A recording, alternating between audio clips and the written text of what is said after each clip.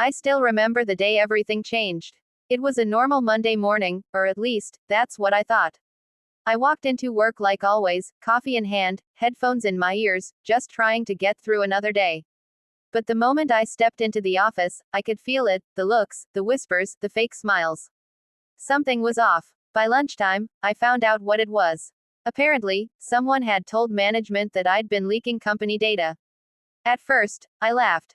It sounded ridiculous, I had nothing to do with that kind of stuff. But when my manager called me into his office, his tone was cold. He said they had evidence. My heart dropped. I tried to explain that it wasn't true, that I'd never done anything like that, but nobody believed me. My friends stopped talking to me. My coworkers avoided me. Overnight, I went from being one of the most trusted people in the office to the liar. And the worst part, the real person behind it all was sitting right in front of me, smiling. That's when I realized, if I didn't expose the truth myself, they were going to destroy me. That night, I couldn't sleep. No matter how many times I replayed the day in my head, nothing made sense. Who would do this? And why me? I hadn't hurt anyone. I just did my job, helped people when I could. Maybe that was my mistake. The next morning, I came in early, hoping to talk to my manager before everyone else arrived. But when I got there, he wasn't alone. Sitting across from him was Daniel, my so-called friend. We'd worked together for 3 years, had lunch almost every day, even shared personal stuff.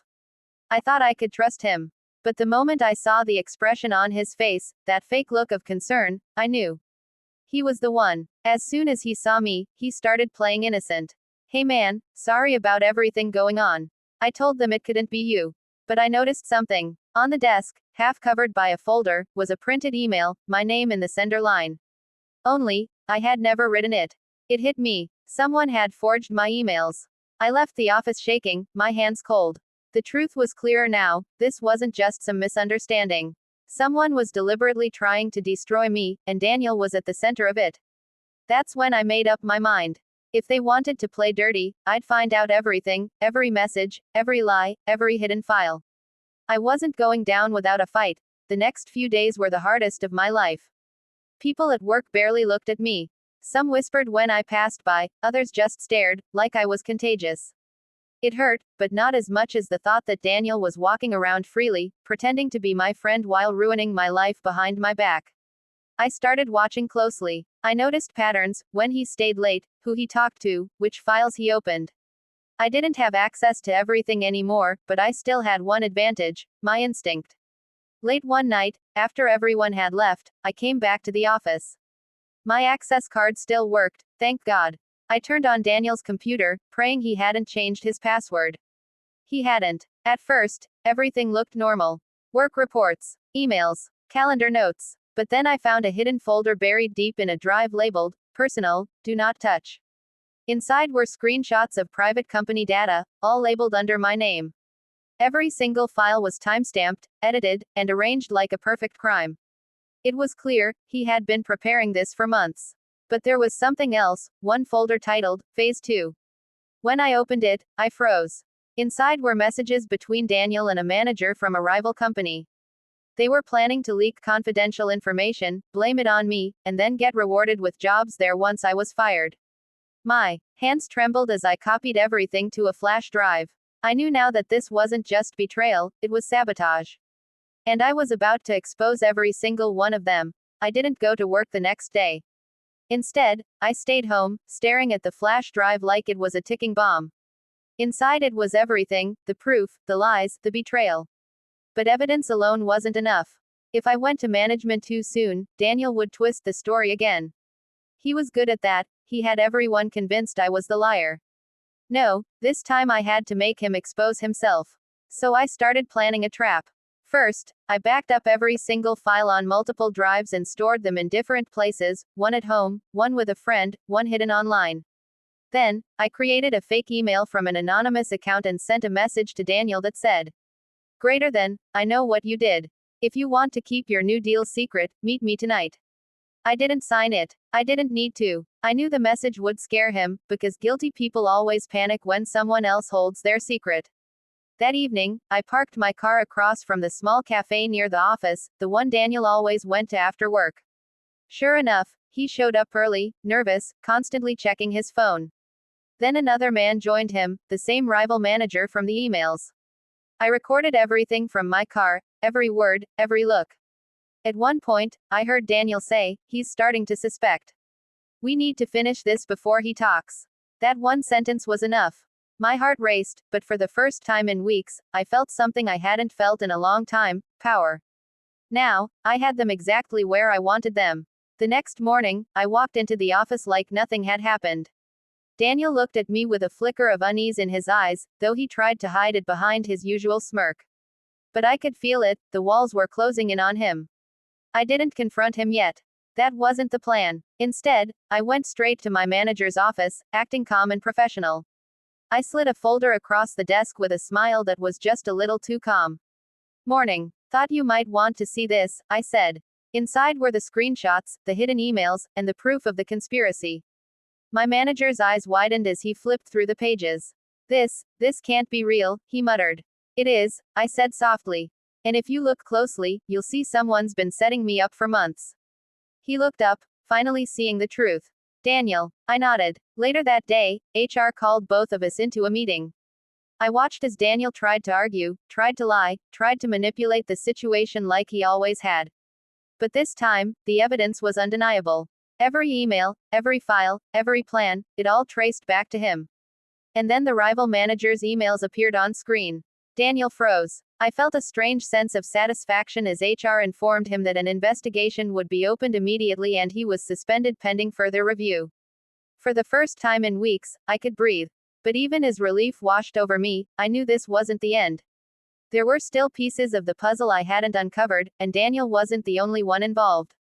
This fight wasn't over, not by a long shot. For a few days, things were quiet.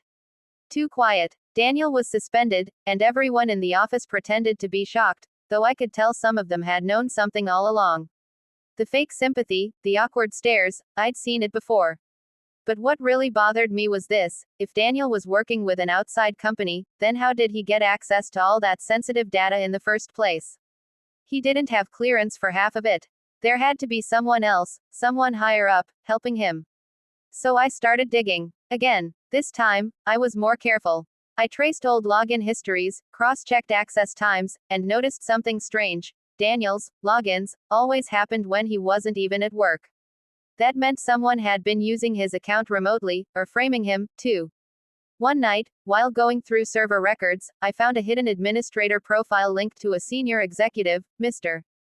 Collins, the head of operations. My blood ran cold. Collins was the one who'd hired me, who'd always talked about loyalty and trust. I searched deeper and found encrypted emails between him and the same rival company. The plan was bigger than I imagined. Daniel had been just a pawn. Collins was selling trade secrets, and Daniel was his shield. I was supposed to be the fall guy. Everything made sense now. Daniel set me up, but Collins set him up too. I stared at the screen, realizing I was holding evidence that could destroy not just careers, but an entire company. That night, as I backed up the final files, I got a text from an unknown number. Stop digging. You don't know who you're dealing with. My hands froze. Someone knew. And now, they were watching me. I stared at that text for what felt like forever. My first thought was that it had to be Daniel. Maybe he was desperate, trying to scare me. But deep down, I knew this was something bigger. The message wasn't just a warning, it was a threat. I closed my laptop immediately and looked around my apartment. The silence felt heavy, too heavy. My window blinds were half open, and I could swear I saw a shadow move across the street. That's when I realized I wasn't just being watched. I was being followed. I packed my essentials in less than 5 minutes: flash drives, my phone, a few clothes, and my documents. I left through the back door and drove away without turning on my headlights. My heart was racing the whole time. Halfway down the highway, I called my old friend, Lena, a cybersecurity analyst who owed me a favor. I told her everything. At first, she thought I was paranoid, but when I sent her the files, her tone changed instantly. "You're not crazy," she said quietly. "This is huge. These people could go to prison for decades if this leaks." She told me to stay hidden and meet her the next day at a small motel outside the city. I spent that night wide awake, every sound making me flinch. At 3 a.m., my phone buzzed again. Another message. "You've made a mistake. You can't run from this." I turned off my phone and stared out the window, the reality sinking in. I wasn't just fighting for my job anymore, I was fighting for my life. By the time the sun rose, I hadn't slept a minute. I met Lena at the small motel just outside the city, the kind of place no one would think to look. She looked tense, her laptop already open and several files pulled up on the screen. I decrypted everything, she said the moment I walked in. You were right, Collins was running the entire operation. Daniel was just his scapegoat. And get this, Collins already transferred $500,000 to an offshore account last week. I felt my stomach twist. So it was all true. Every fear, every suspicion, confirmed. Lena looked at me seriously. We can't just give this to the company. Collins has people inside. If we hand it over quietly, it'll vanish. So we went bigger. That afternoon, with shaking hands, I sent copies of all the evidence, files, messages, voice recordings, to 3 places: the corporate board, a trusted journalist, and the cybercrime division of the local authorities. Within hours, chaos erupted. The story went viral. News headlines everywhere read, "Greater than, top executive exposed in corporate espionage scandal."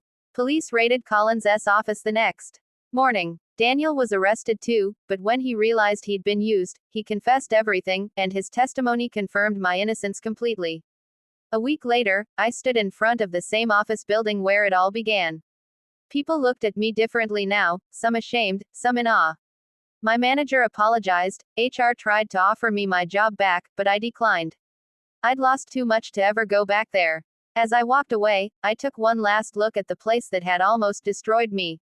Then I smiled, feeling lighter than I had in months. They called me a liar. They tried to silence me. But in the end, the truth spoke louder than all their lies.